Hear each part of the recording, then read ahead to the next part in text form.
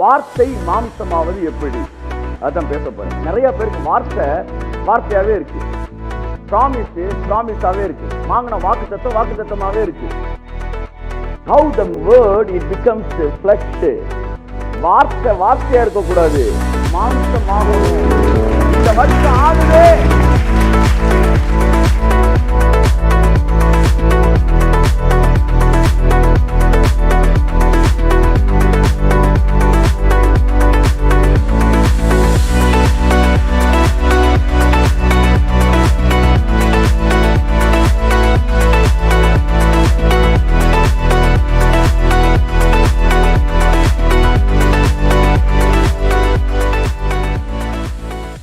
Praise God. Hallelujah.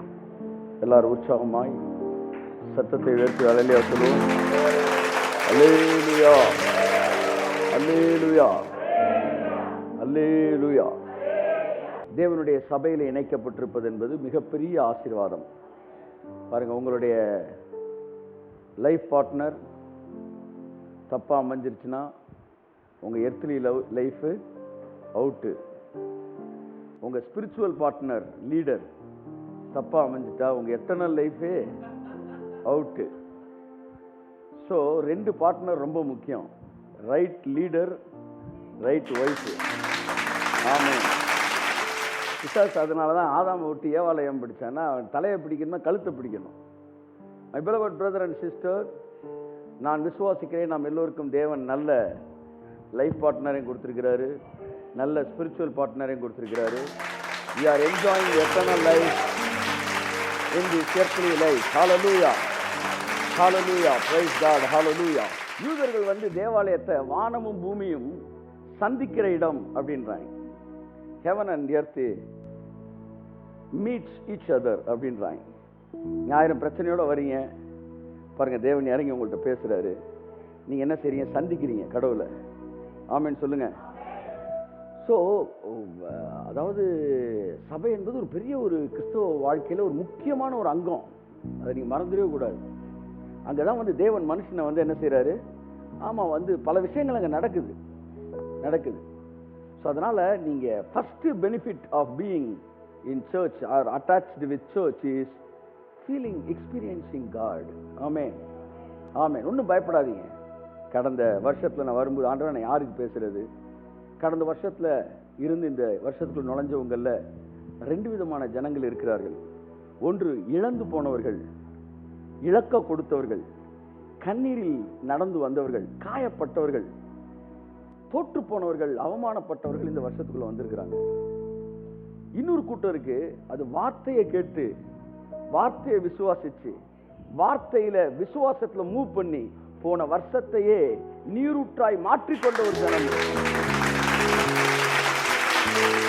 இந்த ஜனம் போன வருஷத்துல சக்சஸ் பண்ணி தான் வந்திருக்கு. இந்த வருஷம் ஒரு முடிவெடுங்க. தேவனுடைய பிரசன்னத்தோடும் தேவனுடைய ஆலயத்தோடும் நான் இணைக்கப்பட்ட மனுஷனாக இந்த வருஷத்துல நான் இருப்பேன்.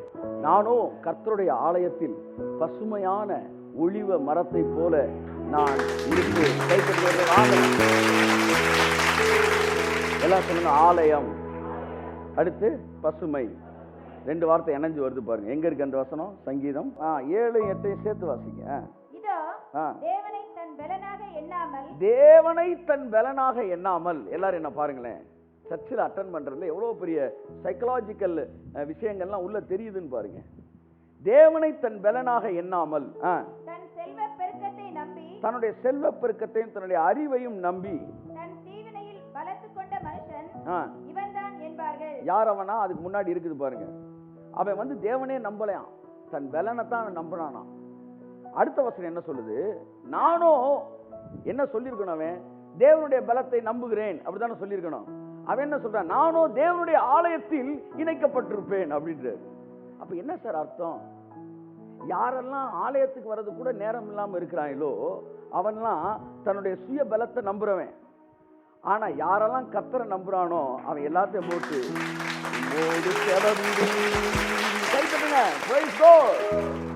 என்ன வார்த்தையை பகிர்ந்து கொள்ள போகிறேன் என்றால், how the word of God it becomes flesh. Amen. வார்த்தை மாம்சமாவது எப்படி, அதான் பேச போறேன். நிறைய பேருக்கு வார்த்தையாவே இருக்கு, ப்ராமிஸாவே இருக்கு, வாங்கின வாக்குத்தத்தமாவே இருக்கு. அப்படியே போன வருஷம் முந்தின வருஷம் சின்ன வயசுல தீப்பெட்டி படத்தை சேர்த்த மாதிரி பெரிய வயசுல வாக்குத்தத்த அட்டையா சேர்த்துக்கிட்டு இருக்கான்.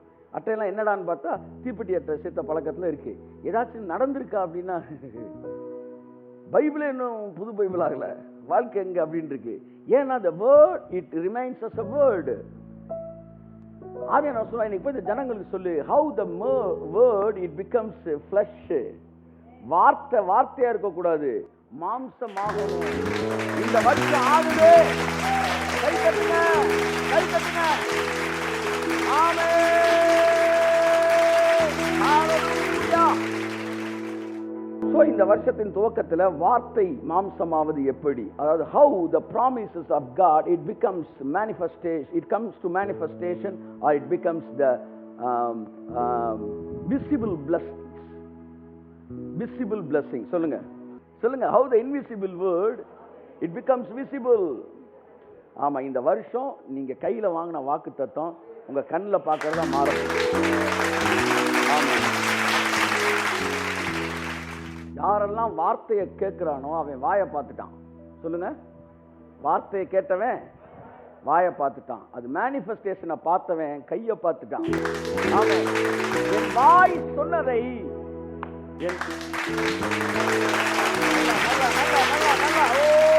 நல்ல ஒரு பியூட்டிஷியன்ட்ட போய் நீங்க உட்காரும்போது அவர் வந்து சில நேரம் வெள்ளரிக்காய் தூக்கி மூஞ்சில் வச்சிடறாப்புல, சில நேரம் வந்து கத்திரிக்காய் தூக்கி காதில் வச்சிடறாப்புல, அப்புறம் இப்படி பல வேலையை செஞ்சுட்டு அவர் போயிட்டு மறந்தாப்புல டீயை குடிச்சிட்டு அந்த ரூமில் ஒரு ஆள் விட்டு வந்துட்டேனான்ட்டு வராங்க. ஆனால் நீங்கள் என்ன செய்றீங்க, நம்பிக்கையோடு உட்காந்துருக்கிறீங்க. போகிறதுக்குள்ள நம்மளை எப்படி அழகாக்கி பல நாக்கிடுவாண்டாவே அப்படின்னு உட்காந்துருக்கிறீங்க.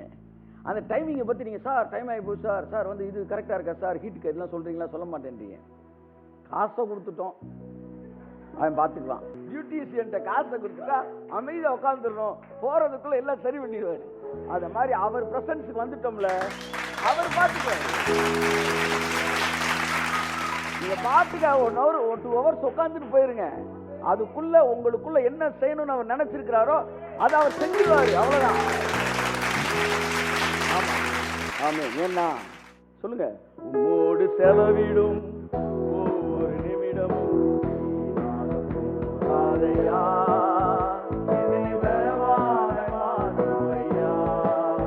சொல்லுங்க, உம்மோடு செலவிடும் ஒவ்வொரு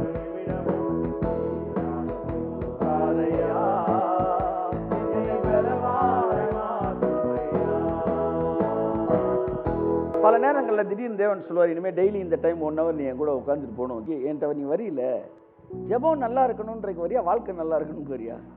கை தட்டுங்க. நிறைய பேர் சொல்லுவேன் ஜெபம் சூப்பரா இருந்துச்சு. ஜெபம் சூப்பரா இருக்கிற முக்கியம் இல்லை, பதில் சூப்பரா இருக்கணும். அப்ப இல்ல நீ நல்லா அதை பத்தி நீ ஏன் யோசிக்கிற? உன் வேலை என் சமூகத்துல உட்காருன்னா அமைதியா உட்கார்ந்துட்டு போ. நீங்க உன் வாழ்க்கையில செய்ய வேண்டியது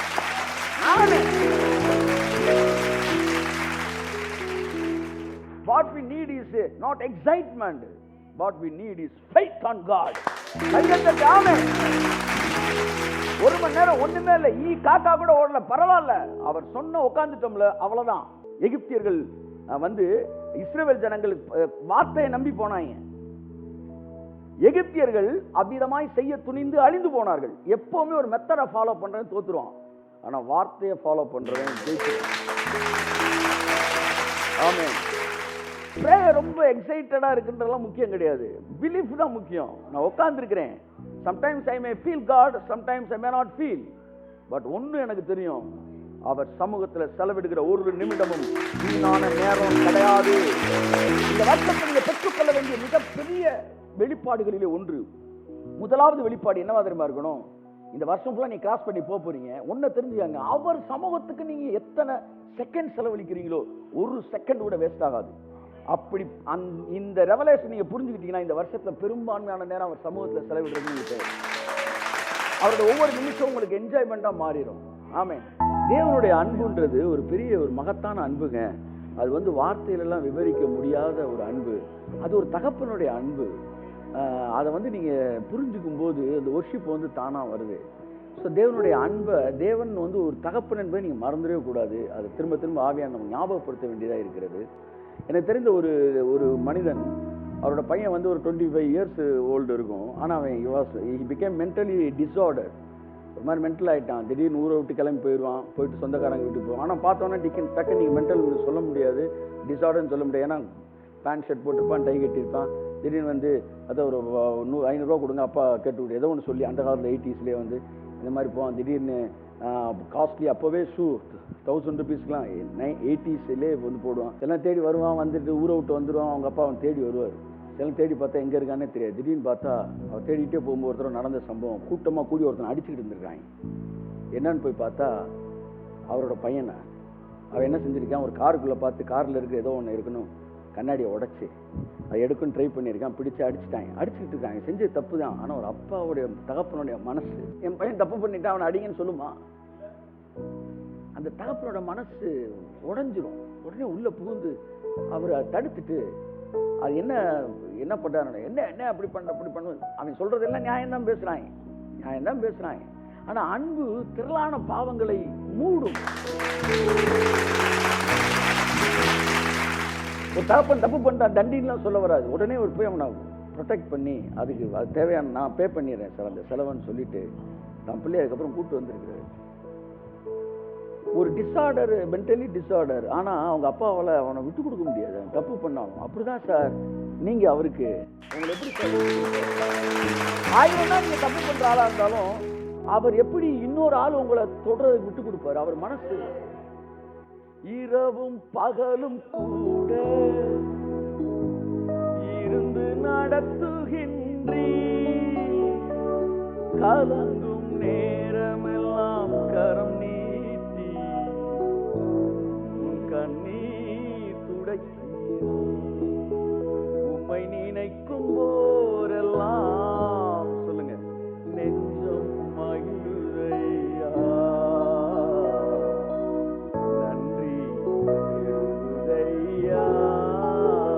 சொல்லுங்க, உம்மை நினைக்கும் போரெல்லாம் நெஞ்சம் மகிழுதையா, நன்றி பெறுதையா. பேரன்பினாலே என்னை இழுத்து கொண்டீ, சொல்லுங்க, என்னை இழுத்து கொண்டீ,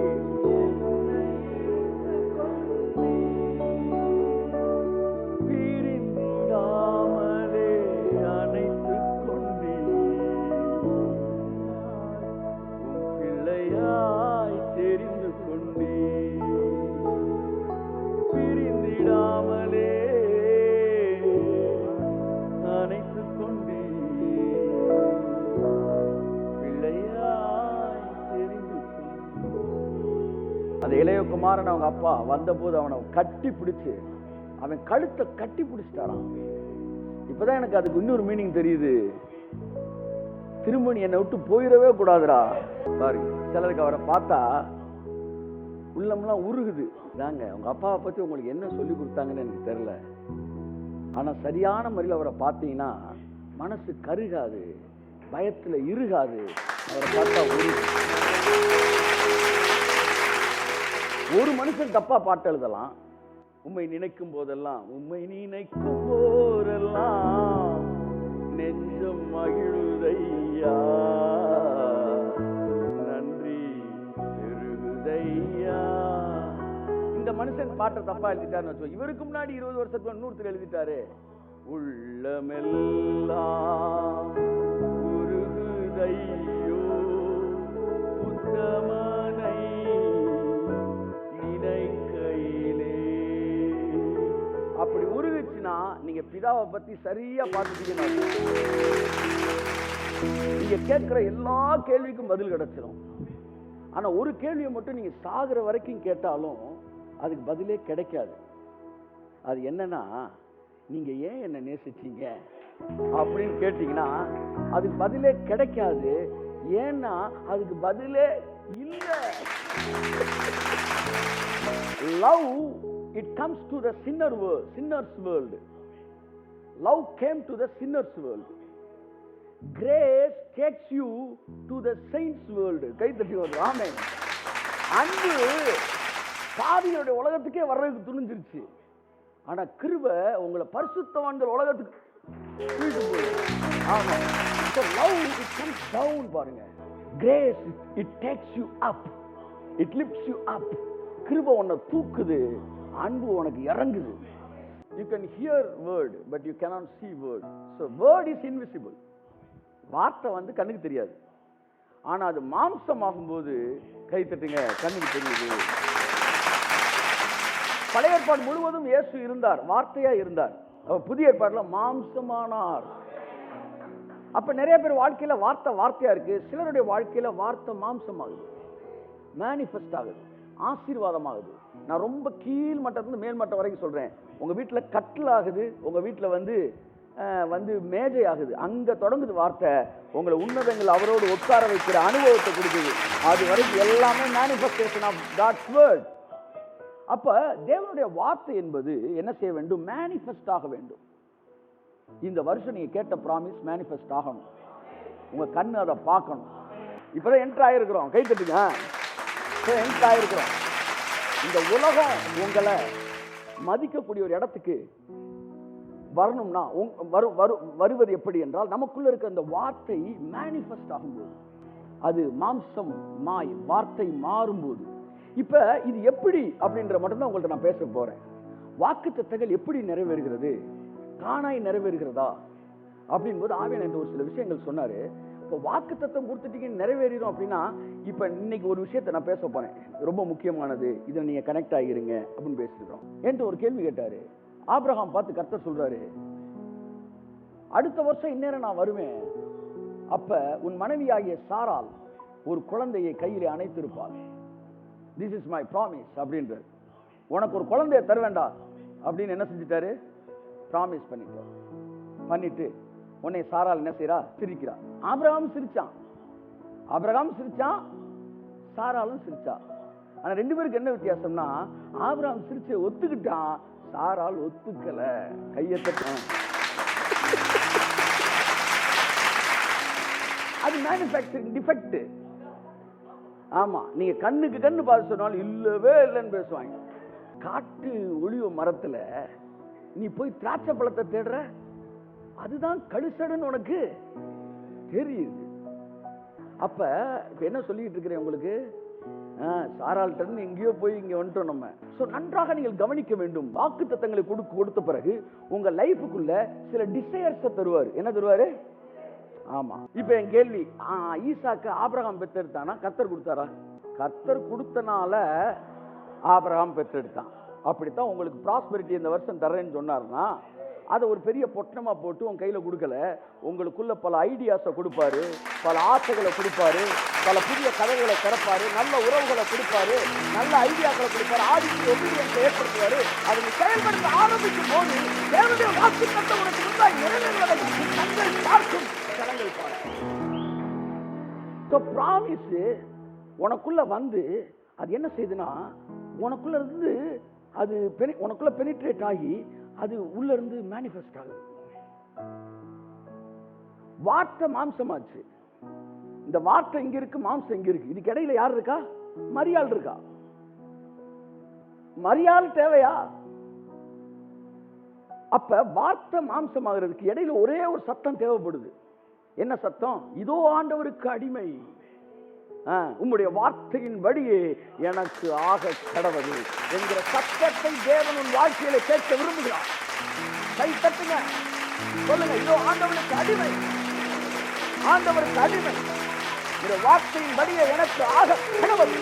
கை தட்டி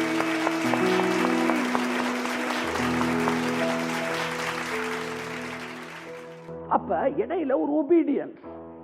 அந்த ஒபீடியன்ஸ் வந்து இன்ஸ்பிரேஷன்ல கொடுக்கிறார் தேவன். அதுதான் லாவுக்கு நமக்கு வித்தியாசம். அப்ப நீங்க வாரம் ஒண்ணு கேட்டுக்கிட்டே இருக்கிறீங்க, கேட்கிற ஒவ்வொன்றையும் இன்ஸ்பயர் ஆகுறீங்க. சில நேரம் பிசினஸ் ஐடியாஸை பத்தி நீங்க கேட்கும்போது கீழ்படுறீங்க. எதுக்கெல்லாம் நீங்க உங்களை ஒபே பண்ணி அந்த இன்ஸ்பிரேஷனோட சேர்றீங்களோ, Abraham cooperated with God's promise. Abraham had intercourse with Sarah in the age of 100. Is it possible? அப்ப தேவன் அவனை வந்து என்ன செய்யறாரு? தேவனுடைய வார்த்தை அவனை வந்து என்ன செய்து அப்படியே என்ன ஆகிக்கிறது? டக்குன்னு பலவான் ஆகிக்கிறது. இவன் பலவானா போதுமா? சாராவோட கர்ப்பம் பலவானாகுமே. சாரோட கர்ப்பத்தை பலன் கொடுக்கிறாரு. இது எல்லாமே வார்த்தை செஞ்சு அந்த நேச்சுரலுக்குள் வழியாக ஒரு சூப்பர் நேச்சுரல் தேவன் செஞ்சாரு. ஆபிரகாம் போய் அவர்கிட்ட நாங்க தானே அப்படின்னு சொல்ல முடியாது. ஏன்னா 99 வருஷம் என்ன நாங்க தானே? 99 வருஷம் உன்னால முடியல. ஆனா 100வது வருஷம் நான் உனக்கு கொடுத்தேன்ல, அப்ப நீ இல்ல நான் தான். இந்த வருஷம் பிசினஸ் ஒரு ஐடியா உனக்கு கொடுப்பாரு தேவன், பெரிய லெவலில் நீங்க சக்சஸ் பண்ணுவீங்க. நாங்க தானே சொல்லக்கூடாது. ஏன்னா போன வருஷம் நீ பிசினஸ் தானே பண்ணிட்டு இருந்த, முந்தின வருஷம் இதானே பண்ணிட்டு இருந்த. இந்த வருஷம் சபையில் ஒரு பெரிய வளர்ச்சி தேவன் கொடுக்குற சில விஷயங்களை சொல்லுவார். அப்ப நான் தான் இதெல்லாம் செஞ்சேன்னு சொல்ல முடியாது. ஏன்னா இது இத்தனை வருஷம் நம்ம தானே சபையை நடத்திக்கிட்டு இருந்தோம். வளைய போடுன்னு சொன்னாரு. இவனுக்கு மீன் இல்லைன்னா மீனை வந்து இவர் என்ன செஞ்சிருக்கலாம் அப்படின்னு சொல்லி கப்ப கப்ப கப்பன்னு ஒரு மீன் ரெயின் கொடுத்துருக்கலாம். ஆனா தேவன் என்ன சொன்னாரு? நீ போய் வளைய போடு. சொல்லுங்க, எல்லாமே நேச்சுரல். அந்த நேச்சுரலுக்குள்ள ஒரு super natural. Super naturally natural, naturally super natural, naturally natural, super natural, super natural. இது 4 ஏரியா இருக்கு, இல்லைன்னு சொல்லல. ஆனா இப்ப 2வது ஏரியா பேசியிருக்கேன். இதை கொஞ்சம் பேசுவோம். அதுக்கப்புறம் வந்து கம்ப்ளீட் சூப்பர் நேச்சுரல்லாம் இருக்கு, இல்லைன்னு நான் சொல்லல. இப்ப நான் என்ன சொல்ல வரேன்னா, இந்த நேச்சுரல் லைஃபுக்குள்ள உங்க வாழ்க்கையில சில விஷயங்களை கற்றுத்தரும்போது, நீங்க அதுக்கு கீழ்ப்படியும் போது, அந்த supernatural invisible word it becomes the visible blessing. ஆஹா, அதனால ஒவ்வொரு வாரமும் அழகு. சொல்லுங்க, ஒவ்வொரு வாரமும் சூப்பர், ஒவ்வொரு வாரமும் அது கட்டி தங்கம். ஏன்னா அது எல்லாமே என்ன செய்யுதுன்னா, எனக்குள்ள இருக்கிற இன்விசிபிள் வேர்டை விசிபிள் பிளஸிங்கா மாத்துறதுக்கு ஏதோ ஒண்ணு எனக்கு சொல்லி கொடுக்கிறாரு தேவன். சொல்லி கொடுக்கிறாரு பாருங்க. அடிக்கடி நான் சொல்லுவேன், வந்து இந்த வசனத்தை வாசிப்போம் ஆதியாகமத்துல. அதாவது how the word it becomes flesh, அதான் நான் உங்கள்ட்ட பேசிட்டு இருக்கிறேன். ஓகே, ஆதியாகமத்துல வந்து 28 11ல இருந்து வாசிங்க. ஒரு இடத்தில் வந்து சூரியன் அஸ்தமித்தபடியினால் அங்கே ராத்தங்கி அவ்விடத்து கற்களில் ஒன்றை எடுத்து தன் தலையின் கீழ் வைத்து அங்கே நித்திரை செய்யும்படி படுத்துக் கொண்டான். அங்கே அவன் ஒரு சொப்பனம் கண்டான். இதோ ஒரு ஏணி பூமியிலே வைக்கப்பட்டிருந்தது, அதின் நுனி வானத்தை எட்டி இருந்தது, அதிலே தேவதூதர் ஏறுகிறவர்களும் இறங்குகிறவர்களும். பாத்தீங்களா, நமக்கு ரொம்ப ஃபேவரட்டான சாங் அது. தூக்கத்தால் நான் கல்லில் சாய்ந்து தூங்கினாலும் என் கனாவில் நோக்கி உம்மை கிட்டி சேர்வே, வாக்கடங்கா நல்ல நாதா. ஹல்லேலூயா. சொல்லுங்க, தூக்கத்துல என்ன நடக்குது? ஒரு கனவு பார்க்கறாப்ல. அந்த கனவுல ஒரு ஏணி பூமியில இருந்து வானம் வரைக்கும் போட்டிருக்கு. அது வந்து நிறைய தேவதூதர் இறங்குறாங்க, ஏறுறாங்க. அதை நான் பார்க்குறான். அப்ப அங்கிருந்து ஒரு சத்தம் கேட்குது ஏணிக்கு மேல இருந்து. எல்லாம் சொல்லுங்க, 13வது வசனம். அதற்கு மேலாக கர்த்தர் நின்று, நான் உன் தகப்பனாகிய ஆபிரகாமின் தேவனும் ஈசாக்கின் தேவனுமாகிய கர்த்தர், நீ படுத்திருக்கிற பூமியை. அப்படின்னா எப்படி பார்த்துக்கிட்டு இருக்கிறான்? அவரை படுத்துக்கிட்டு இருக்கவன்லாம் பேசுறாரு சார். கை தட்டுங்க சார். படுத்திருக்கிறான். தூக்கத்தால் நான் கல்லில் சாய்ந்து தூங்கினாலும் என் கனாவில் நோக்கி உம்மை கிட்டி சேர்க்கிறோம், வாக்கடவே நல்ல நாளா. அவர் பார்த்து சொல்றாரு, உன் சந்ததி பூமியின் தூளை போல் இருக்கும். நல்லா கவனிங்க, ப்ராமிஸ் வருது. இந்த ப்ராமிஸ் அடுத்த சாப்டர்ல என்னவா மாற போகுது? மாம்சமாக போகுது. இதுக்கு 2 கடையில் என்ன நடந்துச்சு நீங்க பார்க்கணும். The word it became flesh. உனக்கு கொடுக்கிற ஒவ்வொரு வார்த்தையும் கர்த்தர் மாம்சமாக்க விரும்புறாரு. மாம்சம்னா என்ன? கண்ணுக்கு தெரியறதா மாக்க விரும்புறாரு. ஆனா நம்முடைய பல ஆசீர்வாதங்கள், வாக்குத்தத்தங்கள் மாம்சமாகாமலே வந்து போயிடக்கூடாது. இந்த வருஷம் கட்டாயம் உன்னை மிகவும் திரளாய் நான் பெருக பண்ணுவேன் என்று கர்த்தர் சொன்ன வார்த்தையை உன் கண்கள் பார்க்கக்கூடிய மாம்சமான ஆசீர்வாதமாய் மாறித்தான் வேண்டும். கையை தட்டி அப்ப நல்லா கவனிங்க. அப்ப கர்த்தர் உனக்கு ஒரு ப்ராமிஸ் பண்றார். உன் சந்ததி பூமியின் தூளை போல் இருக்கும். நீ மேற்கையும் கிழக்கையும் வடக்கையும் தெற்கையும் பரம்புவாய். அப்படின்னா உனக்கு லிமிட்டே கிடையாது.